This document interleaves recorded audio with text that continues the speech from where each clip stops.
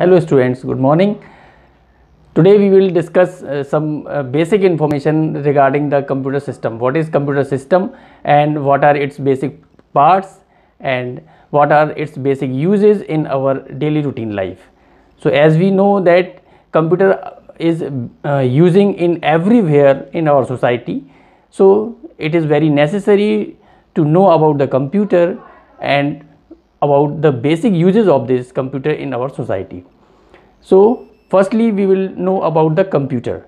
So computer basically a combination of software and hardware. So as we know that computer takes some input from the user and it process that input and generate some output. So by the diagram we can know about some basic concept about the computer. So as we know that this is the main concept. By using this concept we can perform any task on the basis of computer.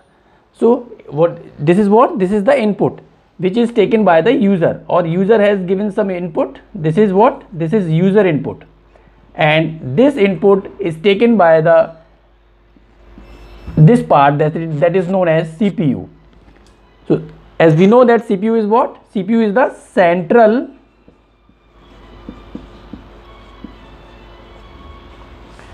processing unit. So basically CPU is the place or a concept where any process takes some execution. By using this kind of execution, user gets the appropriate result as an output on the basis of their input. So after processing by the CPU, the user will get the output. So this is the general concept, general phenomena which is exist in any computer system. Computer basically, as we know, a combination of software and hardware. So what is software? Software basically an application which we cannot touch, we can just feel, we can see, and it is used for a specific purpose. As we know that in our daily routine life, as in our home, in our offices, or in any place where human being works, know or use some kind of software applications. So as we talk about the home appliances like washing machines, mixer grinder, television, or any kind of home appliances which is used for a particular or specific task, which is basically designed by some applications, and these applications basically works on the basis of some software programs. So software programs basically are application programs which works for a particular or a specific task. So thus this kind of programs are known as application softwares.